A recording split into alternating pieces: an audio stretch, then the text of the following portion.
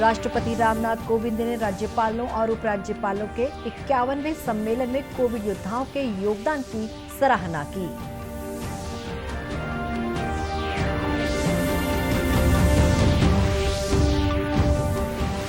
केंद्र सरकार द्वारा सांसद स्थानीय क्षेत्र विकास योजना पुनः बहाल किए जाने का दुर्ग सांसद विजय बघेल ने स्वागत किया।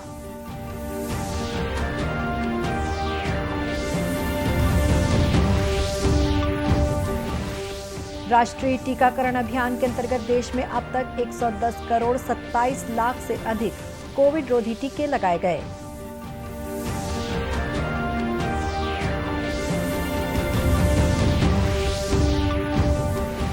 और लोक आस्था के महापर्व छठ का 4 दिन का अनुष्ठान आज उगते सूरज को अर्घ्य अर्पण के साथ ही संपन्न हुआ।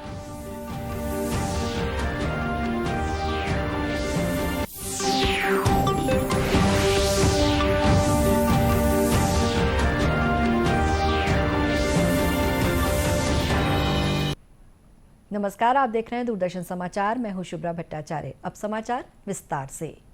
राज्यपालों और उपराज्यपालों का 51वां सम्मेलन आज राष्ट्रपति भवन में शुरू हुआ। राष्ट्रपति रामनाथ कोविंद चौथी बार इस सम्मेलन की अध्यक्षता कर रहे हैं। सम्मेलन में उपराष्ट्रपति एम वेंकैया नायडू, प्रधानमंत्री नरेंद्र मोदी और गृह मंत्री अमित शाह भी हिस्सा ले रहे हैं। राष्ट्रपति रामनाथ कोविंद ने उद्घाटन भाषण में कहा कि भारत ने कोविड-19 के खिलाफ व्यापक और प्रभावी अभियान चलाया है। राष्ट्रपति ने अपने कार्यों के लिए कोविड योद्धाओं की सराहना की। उन्होंने कहा कि सभी कोविड योद्धाओं ने महामारी से निपटने में समर्पण के साथ काम किया है। उन्होंने कहा कि आज देश में 108 करोड़ से अधिक कोविड रोधी टीके लगाए जा चुके हैं और टीकाकरण अभियान पूरे देश में जारी है। श्री कोविंद ने कहा कि सरकार की पहल और वैज्ञानिकों के प्रयास से भारत ने वैक्सीन विकसित किया है। कोविड की महामारी का सामना करने में विश्व का सबसे व्यापक और प्रभावी अभियान भारत में प्रधानमंत्री मोदी जी के नेतृत्व में चलाया गया। हमारे सभी कोरोना योद्धाओं ने असाधारण त्याग और निष्ठा के साथ अपने कर्तव्य का निर्वहन किया।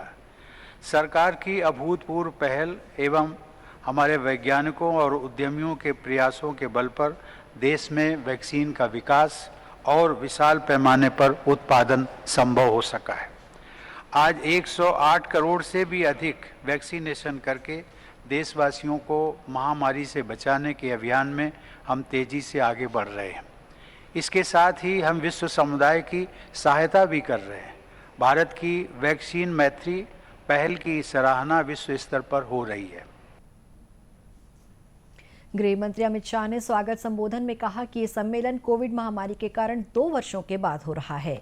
उन्होंने कहा कि प्रधानमंत्री नरेंद्र मोदी के नेतृत्व में देश और सभी राज्यों ने महामारी का सफलतापूर्वक सामना किया है। श्री शाह ने कहा कि 100 करोड़ टीकाकरण के बाद भारत महामारी से उबर रहा है। उन्होंने कहा कि समूचा विश्व कोविड के खिलाफ संघर्ष में सफलता के लिए भारत की सराहना कर रहा है। गृह मंत्री ने कहा कि प्रधानमंत्री ने महामारी के दौरान कई बार मुख्यमंत्रियों और राज्यपालों से विचार विमर्श किया और उन्हें सलाह भी दी। उन्होंने कहा कि राज्यपालों ने महामारी के दौरान सक्रियता से काम किया है। श्री शाह ने कहा कि ये आज़ादी का अमृत महोत्सव का समय है और इस बार के राज्यपाल सम्मेलन का विशेष महत्व है।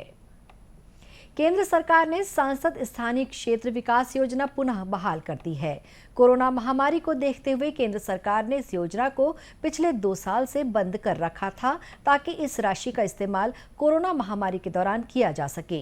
केंद्रीय मंत्रिमंडल ने बुधवार को संसद सदस्य स्थानीय क्षेत्र विकास योजना फंड को बहाल करने की मंजूरी दे दी। दुर्ग सांसद विजय बघेल ने केंद्र सरकार द्वारा पुनः इस योजना को बहाल किए जाने का स्वागत किया है। उन्होंने कहा कि कोरोना महामारी के दौरान इसे बंद करना जरूरी था ताकि इंसानों की जान बचाई जा सके और कोरोना महामारी पर काबू पाया जा सके। सांसद स्थानीय क्षेत्र विकास निधि के पुनः बहाल हो जाने पर इस वर्ष 2 करोड़ रुपए की राशि तथा आने वाले 2 वर्षों में 5-5 करोड़ रुपए की राशि सांसद निधि के लिए जारी की जाएगी। सांसद विजय बघेल ने इस दौरान देश में 100 करोड़ लोगों को टीकाकरण पूर्ण हो जाने पर भी खुशी जाहिर करते हुए इसका श्रेय देश के प्रधानमंत्री के साथ ही स्वास्थ्य कर्मियों, मितानिनों, इस कार्य से जुड़े लोगों को दिया है। सांसद निधि जो कोरोना महामारी के कारण रुकी हुई थी और वो आवश्यक भी थी। 2 साल तक सांसद निधि रोक के माननीय प्रधानमंत्री जी ने जो अभूतपूर्व कार्य किए हैं वो इस निधि के दूसरे सदुपयोग से बढ़ के है, क्योंकि हिंदुस्तान के लोगों का जीवन बचाना ज़्यादा जरूरी था। अगर जीवन नहीं रहेगा तो विकास को क्या करेंगे। हम लोग भी संतुष्ट हैं, जनता भी संतुष्ट है और जनता पूछना भी बंद कर दी थी जब हम लोगों ने बताया कारण, और ये फिर से शुरू हुई है। ये खुशी की बात है और इससे पता चलता है कि हम कोरोना महामारी के उस विकराल स्थिति से अब गुजर चुके हैं। लेकिन आने वाला समय सावधानीपूर्वक रहे, ये भी मैं आह्वान करता हूँ। पूरी तरह ये खत्म नहीं हुई है, मगर फिर से ये सांसद निधि शुरू हुई है, उसके लिए मैं अपनी ओर से जनता को भी बहुत बहुत बधाई देता हूँ। गौरतलब है कि इस योजना का उद्देश्य सांसदों को मुख्य रूप से अपने अपने निर्वाचन क्षेत्रों में विकास कार्यों की सिफारिश करने में सक्षम बनाना है, जिसके तहत पेयजल, प्राथमिक शिक्षा, सार्वजनिक स्वास्थ्य, स्वच्छता और सड़कों इत्यादि के क्षेत्रों में टिकाऊ सामुदायिक परिसंपत्तियों के निर्माण पर विशेष जोर दिया जाता है। देश में राष्ट्रव्यापी टीकाकरण अभियान के अंतर्गत अब तक कोविड रोधी वैक्सीन की 110 करोड़ 23 लाख से अधिक डोज दी जा चुकी है। स्वास्थ्य मंत्रालय ने कहा है कि कल 52,69,000 से अधिक डोज दी गई। देश में कल 13,000 से अधिक लोगों में कोविड संक्रमण की पुष्टि हुई। इस समय 1,39,556 कोविड मरीजों का इलाज चल रहा है, जो कि 266 दिनों में सबसे कम है। कुल संक्रमितों में से इलाज ले रहे मरीजों की संख्या 1% से भी कम है। मंत्रालय ने कहा है कि वर्तमान में संक्रमण से स्वस्थ होने की दर 98.25% है, जो कि पिछले वर्ष मार्च से सबसे अधिक है। वहीं छत्तीसगढ़ में 2 करोड़ 39 लाख से अधिक कोविड वैक्सीन दी जा चुकी है। राज्य में बुधवार को कोरोना के 25 नए मामले सामने आए, वहीं एक संक्रमित की मौत हुई। राज्य में इस समय 223 कोरोना संक्रमितों का इलाज विभिन्न अस्पतालों और होम आइसोलेशन में किया जा रहा है। लोक आस्था का महापर्व छठ का अनुष्ठान आज उगते सूर्य को अर्घ्य अर्पण के साथ संपन्न हो गया। नदियों और तालाबों के तट पर सूर्यदेव को अर्घ्य देने श्रद्धालुओं और व्रती महिलाओं की भीड़ उमड़ पड़ी। लोक आस्था के पर्व छठ पर व्रती महिलाओं के साथ परिवार के सदस्य सिर पर फल और पूजन सामग्री को लेकर घाट पहुंचे। यहां सामूहिक रूप से सूर्यदेव को अर्घ्य देकर मंगल कामना की गई। छठ मैया के भक्तिमय गीतों के बीच महिलाओं ने आज सुबह उदीयमान सूर्यदेव को अर्घ्य देकर व्रत की पालना की। बुधवार की शाम राजनांदगांव में व्रती महिलाओं ने मिथिला धाम गणेश मंदिर स्थित मोती तालाब में अस्त होते सूर्य को अर्घ्य दिया और सुख समृद्धि की कामना की। नहाय खाए से शुरू होकर 4 दिनों तक चलने वाली छठ पूजा के लिए शहर के मिथिला धाम गणेश मंदिर स्थित मोती तालाब में पूजा अर्चना के लिए व्यापक तैयारी की गई थी। इस मौके पर व्रती महिलाओं ने बताया कि संतान की सुरक्षा, उनकी लंबी उम्र और सुख समृद्धि की कामना को लेकर ये पर्व मनाया जाता है।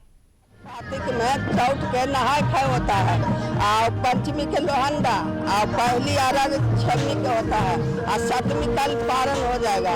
इसमें महात्मा इतना बहुत अच्छा है। इससे भगवान धन पुत्र, जिसको पुत्र नहीं देते हैं, जिसको धन नहीं है, सब चीज इसका मन कामना भगवान पूरा करते हैं। ये बात करना से बहुत उत्तम है। छठ पर्व पर बधाई देने के लिए सांसद संतोष पांडे सहित भाजपा के जनप्रतिनिधि तालाब तट पहुंचे। इस मौके पर उन्होंने लोगों को छठ पर्व की शुभकामनाएं और बधाई दी। उधर प्रदेश के अन्य जिलों में भी छठ का पर्व धूमधाम से मनाया गया। मुख्यमंत्री भूपेश बघेल ने कल भिलाई के सेक्टर 9 फुटबॉल स्टेडियम का लोकार्पण किया। इस मौके पर मुख्यमंत्री ने अपने शानदार फुटवर्क से लोगों का दिल जीत लिया। मुख्यमंत्री ने अपने संबोधन में कहा कि भिलाई में खेलों की शानदार अधोसंरचना तैयार की गई है। भिलाई का ये फ्लड लाइट स्टेडियम लोगों के लिए बहुत उपयोगी साबित होगा। मुख्यमंत्री इस दौरान फुटबॉल खिलाड़ियों से भी मिले। उन्होंने आश्वस्त किया कि स्टेडियम में खेल अधोसंरचना के विकास में किसी तरह की कमी नहीं होने दी जाएगी।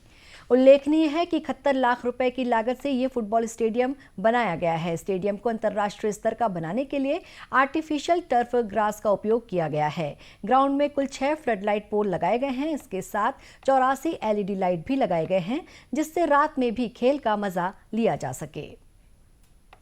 आईसीसी टी20 क्रिकेट विश्व कप के सेमीफाइनल मैच में कल अबू धाबी में न्यूजीलैंड ने इंग्लैंड को 5 विकेट से हराकर फाइनल में प्रवेश कर लिया है। पहले बल्लेबाजी करते हुए इंग्लैंड ने मोइन अली के नाबाद 51 और डेविड मलान के 41 रनों की बदौलत 4 विकेट पर 166 रन बनाए। जवाब में न्यूजीलैंड की टीम ने ये लक्ष्य मात्र 19 ओवर में डेरिल मैचेल के नाबाद 72 और डेवोन कोनवे के 46 रन की बदौलत हासिल कर लिया। अब रविवार को दुबई में न्यूजीलैंड का मुकाबला दूसरे फाइनल के विजेता से होगा। आज दुबई में शाम 7:30 बजे पाकिस्तान और ऑस्ट्रेलिया के बीच दूसरा सेमीफाइनल खेला जाएगा। आजादी के लिए भारत का शानदार संघर्ष आधुनिक विश्व के महानतम संघर्षों में से एक है। दूरदर्शन समाचार इतिहास की धारा बदलने वालों की झलक रोजाना आपके लिए लेकर आ रहा है। आज हम बात कर रहे हैं स्वतंत्रता संग्राम सेनानी मौलाना अबुल कलाम आजाद के बारे में। वे कवि, लेखक, पत्रकार और भारतीय स्वतंत्रता सेनानी थे। उन्हें वर्ष 1992 में मरणोपरांत भारत रत्न से सम्मानित किया गया। कलकत्ता में घर पर पारंपरिक इस्लामी शिक्षा प्राप्त की। वे अरबी, अंग्रेजी, उर्दू, हिंदी, फारसी और बंगाली जैसी कई भाषाओं के अच्छे जानकार और एक विख्यात विद्वान तथा कवि थे। उन्होंने धर्म और जीवन के संकीर्ण दृष्टिकोण से अपनी मानसिक मुक्ति के संकेत के रूप में उपनाम आजाद को अपनाया। मौलाना अबुल कलाम आजाद कम आयु से ही पत्रकारिता और राजनीति में सक्रिय हो गए थे। वे बंगाल के 2 प्रमुख क्रांतिकारियों अरबिंदो घोष और श्री श्याम सुंदर चक्रवर्ती से प्रेरित होकर ब्रिटिश शासन के खिलाफ क्रांतिकारी आंदोलन में शामिल हो गए। 2 वर्षों के भीतर मौलाना अबुल कलाम आजाद ने पूरे उत्तर भारत और बॉम्बे में गुप्त क्रांतिकारी केंद्र स्थापित करने में मदद की। 1912 में मौलाना आजाद ने उर्दू में अल हिलाल नाम से एक साप्ताहिक पत्रिका की शुरुआत की। सरकार ने 1914 में अल हिलाल पर प्रतिबंध लगा दिया। मौलाना अबुल कलाम आजाद ने भारतीय राष्ट्रवाद और हिंदू मुस्लिम एकता के प्रचार के समान मिशन के साथ एक और साप्ताहिक अल बालाग निकालनी शुरू की। 1916 में सरकार ने इस पर भी प्रतिबंध लगा दिया और मौलाना अबुल कलाम आजाद को कलकत्ता से निष्कासित कर दिया गया। खिलाफत आंदोलन के दौरान मौलाना आजाद महात्मा गांधी से मिले। उनके आदर्शों से प्रभावित होकर वो 1920 में कांग्रेस में शामिल हो गए। मौलाना अबुल कलाम आजाद 1923 में 35 वर्ष की आयु में भारतीय राष्ट्रीय कांग्रेस के अध्यक्ष के रूप में सेवा करने वाले सबसे कम उम्र के व्यक्ति थे। उन्हें 1920 और 1945 के बीच अलग अलग आरोपों में कई बार जेल भेजा गया, जिसमें सविनय अवज्ञा आंदोलन और भारत छोड़ो आंदोलन में भागीदारी भी शामिल था। उन्होंने एक ऐसे भारत की परिकल्पना की थी जो विभाजन का कड़ा विरोध करते हुए हिंदू और मुस्लिम दोनों को गले लगाए। कल तक जब तक कि आजादी हमारे हाथ में न थी, आपके मुल्क का क्या हाल था? वो अपनी किस्मत का मालिक नहीं था, उसकी किस्मत दूसरों के हाथों में। आपका अमन भी आपके कब्जे में न था, आपकी बेअमनी भी आपके कब्जे में न थी। जब कभी मुल्क में बदअमनी होती थी तो आप अपने तरफ नहीं देखते थे, उनके तरफ देखते। जब आपको कोई तकलीफ और परेशानी होती थी, आप उनके आगे मजबूर होते थे कि अपना हाथ बढ़ाएं। लेकिन आज वो नहीं है, आज अपनी किस्मत के आप खुद मालिक हैं। मौलाना अबुल कलाम आजाद संविधान सभा में विशेषकर शिक्षा से संबंधित चर्चाओं में सक्रिय रूप से भाग लेते थे। उनका मानना था कि एक राष्ट्र के रूप में भारत को उच्च शैक्षिक मानकों की आकांक्षा करनी चाहिए।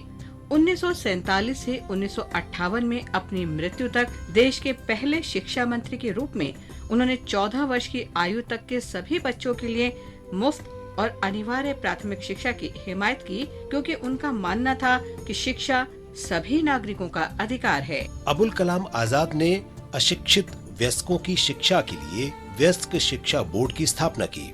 उन्होंने विश्वविद्यालय अनुदान आयोग और भारतीय विज्ञान संस्थान तथा IIT जैसे अन्य शिक्षण संस्थानों की स्थापना में भी महत्वपूर्ण भूमिका निभाई। मौलाना अबुल कलाम आजाद ने 22 फरवरी 1958 को अंतिम सांस ली। उनकी आत्मकथा इंडिया विंस फ्रीडम 1959 में उनकी मृत्यु के बाद प्रकाशित हुई थी। उन्हें 1992 में मरणोपरांत भारत रत्न से सम्मानित किया गया था। शिक्षा के क्षेत्र में उनके अमूल्य योगदान के कारण 11 नवंबर को राष्ट्रीय शिक्षा दिवस के रूप में मनाया जाता है।